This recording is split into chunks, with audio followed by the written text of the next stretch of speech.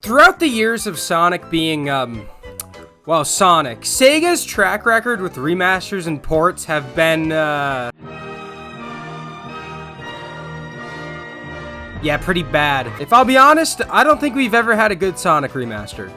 No, actually, that's a lie. Sonic the Fighters had a pretty good one on Xbox. But I think Sega's finally breaking that curse with Sonic X Shadow Generations. I know I'm a little late to the discussion here. I didn't really want to rush out a video because I wanted to wait till everything was covered so I can talk about this stuff more in depth. But I just want to get this out of the way right now. This is the first Sonic game in a long time that I've been on board with since day one. Like, no issues at all. Everything I'm seeing is stuff I'm, like, obsessed with. It's kind of sad, I know, considering that I am indeed a very big Sonic fan, but here, let me explain where I'm coming from. With Frontiers, I really did enjoy that game, but the initial reveal was very bad in my opinion. The frames were cut in half, it didn't even show the main aspect of the game properly, and you barely saw Sonic even run. It showed the game at its worst, and it felt like a shameless attempt to get Sonic fans to shut up about wanting news. And with Superstars, I was excited, but was also very worried it would end up like another Sonic 4 and not like a Sonic Mania. Thankfully, I was wrong about the Sonic 4 part, but I have my own set of issues with the game, and that'll probably be in another video. I'm gonna be honest, I couldn't even get excited for Colors Ultimate. I thought this game looked like dookie. But since the initial reveal of the Generations remaster, I've been confident, I've been hyped, and I already pre-ordered the game, I'm not gonna lie. Listen, I gotta get myself in the game somehow. This remaster is split up into two games, a remaster of Sonic Generations and a new game for Shadow. And I'm only gonna focus on Shadow Generations here. There's not really a lot to talk about with the Sonic part. I wanna wait till the actual game comes out to review all of that. TLDR though, it's pretty much the same game with added Chow content and some extra bonuses. Though both Sonics do get their own drop dashes now. I don't really know why modern Sonic has it. I guess there's like a few sections in Crisis City that'd be cool with it. But for classic Sonic, it's a much needed addition. Whenever the actual game comes out, I'll go more in depth with that kind of stuff though. But for the Shadow game, honestly, it's the most promising looking Sonic product in ages. I'm not really the biggest fan of boost games after Generations. Forces is one of my least favorite Sonic games. And Frontiers was a step up with the cyberspace levels, but the only ones I really liked were the ones based off the adventure stages. Update 3 had a massive improvement on that stuff though. They felt super experimental and free, even if they kind of looked ugly in my opinion. But after seeing what I think is the first level, I genuinely think they picked a really nice balance of both open and linear design. I know for some people they saw this to be more like Forces than Generations, which I can understand to an extent, even if I don't really agree with all that stuff. But I don't know, there's just so much to talk about with this stage alone here. In the original Generations, alternate paths in the stages were everywhere. It made the game feel fresh, and every time you played the stage, something new happened. I mean, hell, I'm still finding new stuff to this very day. What the fuck is this cloud thing? But with games like Forces and Frontiers, the alternate paths were more of shortcuts to the same area. That's not to say they weren't in Generations, but it was way more prominent here than in Generations and even Unleashed. For Forces, I'd say that was the biggest problem of all those levels. They were just straight lines with shortcuts to those very same straight lines with nothing more to it. But for Shadow Generations, I think there's a really nice balance of the two. There's sections that take you to new areas to make the stage feel more fresh and have more replay value to it, and then sections that lead you to the same area much faster, good for speedrunning and whatnot. There's really creative looking alternate paths here too. Like this area, for example, there's a laser bar that flickers in and out every few seconds. You can either wait for a safe moment, or you could remember that Shadow's homing attack isn't the same as Sonic's. Sonic just flings into an enemy, but Shadow teleports, so what happens when you try homing attacking the enemy when the lasers appear? Well, since you teleport, you phase through the gate. When you run through the area the gate was guarding, you see another gate there as well, but also with a flying enemy above it. You can either use a reaction time to hit the enemy and go to a new section entirely, or go to the same section the game was telling you to go to at first. That's a genius design for a mechanic like that. Okay, not really genius, that's more like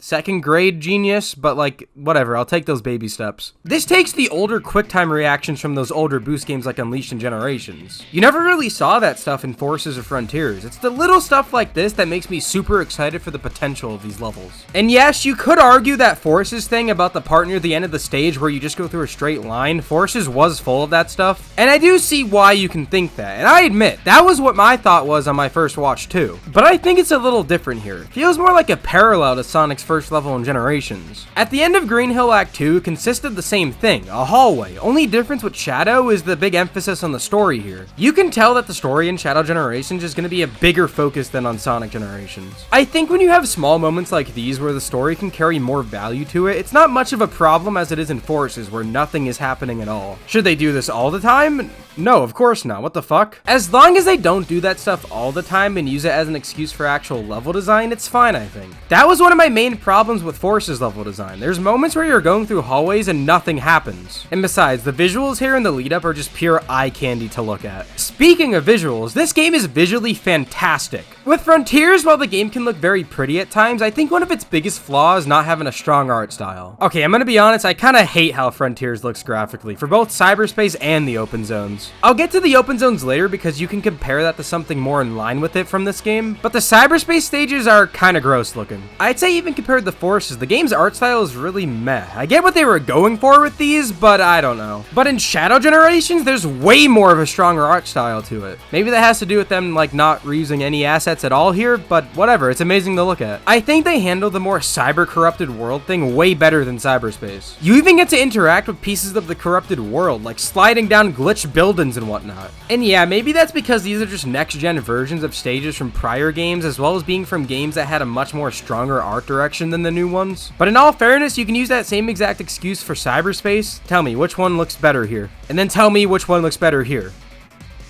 If you say Adventure 2, I'm gonna fucking hurt you, especially you, Evan. I know you're watching this. What I especially love here is the integration of in-game cinematics throughout the stage. It's something that Sonic Forces did, which is actually something I like about that game, but this game does it way better by the looks of it. Forces used it as their cool moments to end a stage pretty much, while this game uses cinematics like Ratchet and Clank Rift Apart. It adds a flow to the overall story going on through the levels and worlds. It also adds a sense of adrenaline throughout the game. Oh, and by the way, when the fuck did they learn how to make these models actually look good? How did we go from this to this? Actually, I know exactly how, but that's for another video. Seriously, I gotta congratulate Sonic Team for actually stepping up in all these departments. At its core, it should be the bare minimum of a video game, especially nowadays, but when this is what I've been sitting through for years now, I'll take what I can get. And what I'm getting is pretty much perfection in my eyes. They added back the victory animations, man, and they made them cooler than Sonic's! The only other level shown during this demo was a boss fight with the returning Biolizard. It was a boss from Adventure 2 and even in the 3DS version of the original generations, and this boss fucking rules. Something that's been getting consistently better in the series, well, other than the games, has been its bosses. Except this one.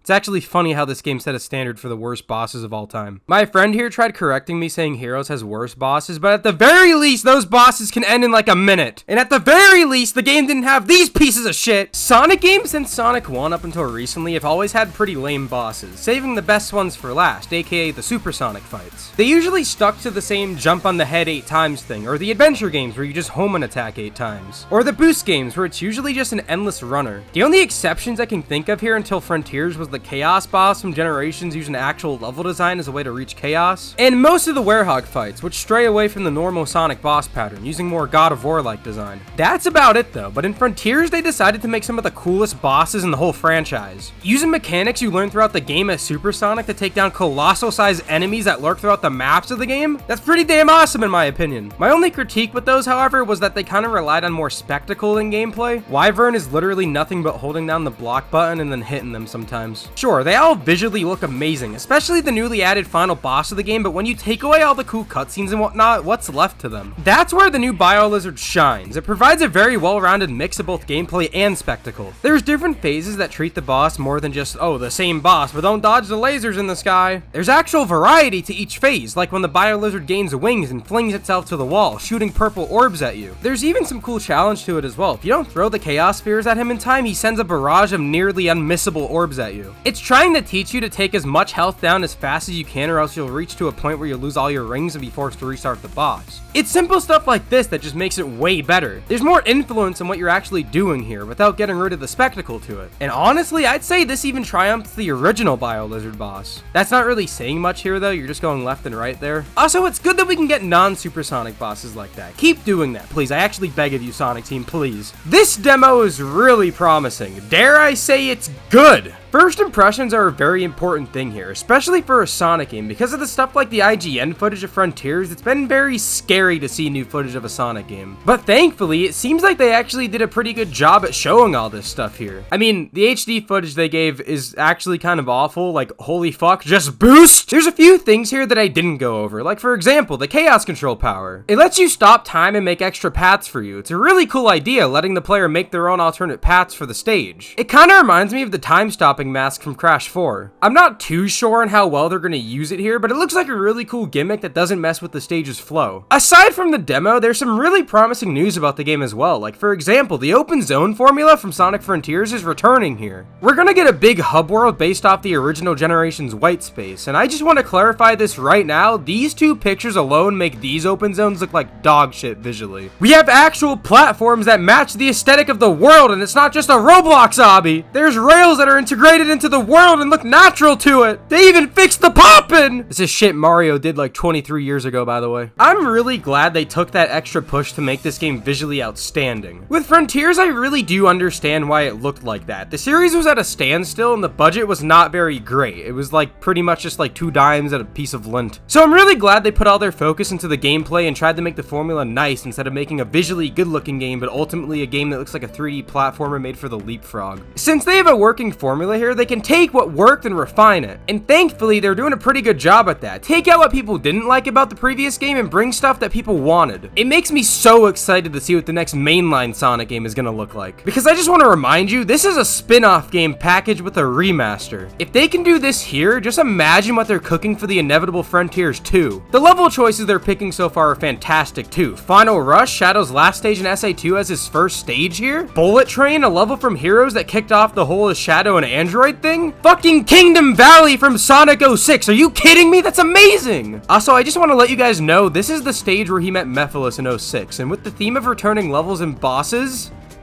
please make Mephiles a boss, I beg of you! I really like that the levels they're picking here are really important moments in Shadow's history in the series. It's pretty much what they did for Sonic's levels and Generations, but with Shadow's campaign being more focused on the story here, I think there's a big reason why they're choosing these. And these are just the levels that they've shown so far. I'm sure there's going to be a good handful more of these. I'm really hoping we get to see stages like White Jungle, maybe taking place after the island exploded. I know that was already done in the original Shadow game already, but the difference here is that they can actually make the level good here, so whatever. And hell, I was even thinking they could add Mystic Jungle from Forces. I know at face value that sounds lame, but I really think with proper writing and dynamic between Shadow and Infinite, that could have been a way cooler thing. And you know, they can actually make the level design good this time. There are sources that claim the hub world is going to have more characters to talk to, and that got me thinking, who exactly is going to be there? The game takes place during Sonic's story and Generations, so Rouge can't be there, maybe Omega? I kind of had the idea that maybe Gerald and Maria are going to be there. It's taking characters and worlds from the past, so like, why not? I don't know if that sounds good or not, but imagine Shadow being able to actually see Maria one last time. Maybe it can give them both proper closure and a proper goodbye near the end of the game. I don't know, I'm just spitballing here. I'm not really a writer for games, so I don't know. Maybe that sounds bad. I never really beat the Shadow game. I know a few things from it, but maybe they already did that. Wishing and debating aside, I'm really excited what they have planned for this game. They clearly have some exciting things cooking with this game. I am very curious to see what those wings are for. But yeah, first impressions be damned. This looks amazing so far. I am curious though, what do you guys think of Sonic X Shadow Generations? Do you think it's more like Sonic Forces or more like Generations? Or hell, maybe its own thing entirely? Let me know in the comments.